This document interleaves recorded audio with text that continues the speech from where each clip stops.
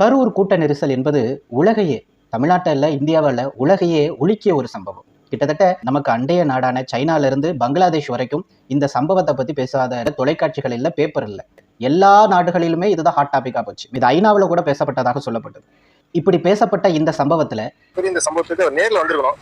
ஆனா வராது மிகப்பெரிய ஒரு வருத்தம் தான். உயிர் இழந்தவர்கள் மற்றும் பாதிக்கப்பட்டவர்களை ஏன் விஜய் நேரடியாக போய் சந்திக்கல? விஜய் எல்லாத்தையும் பார்த்துருக்குமா, அதை இறந்து போனீங்க எல்லா குடும்பத்தையும் நேர்ல பார்த்து ஆறுதல் சொல்லி அப்படிங்கிற ஒரு கேள்வியை பல பேர் எடுத்து வச்சாங்க. அந்த 40 குடும்பத்தையும் தத்து எடுத்துக்கிறேன் அப்படின்னு சொல்லி அது நல்ல விஷயம் தான். அது வரவேற்க. இதற்கு சிலர் அவர் வராதது நல்லது. இப்பொழுது நிலவி வருகின்ற இந்த அரசியல் சூழல்ல விஜய் வந்தாருன்னா தள்ளுமுள்ளாகலாம், மேலும் ஒரு ஆக்சிடென்ட் ஆகலாம், இல்லை என்றால் அவர் மீது கோபம் கொண்ட சிலரால் அவர் மீது ஒரு தாக்குதலை எடுத்து வைக்கலாம், இது அவர் வந்து போறதுக்கு நல்லதில்லை அப்படிங்கிற மாதிரிலாம் சொன்னாங்க. அதன் அடிப்படையிலேயோ என்னவோ விஜய் வராமலே இருந்தார். தற்பொழுது ஒரு செய்தி வெளியாயிருக்கு. கிட்டத்தட்ட கரூர்ல மட்டுமே 28 குடும்பங்கள், கிட்டத்தட்ட ஒரு 8 குடும்பம்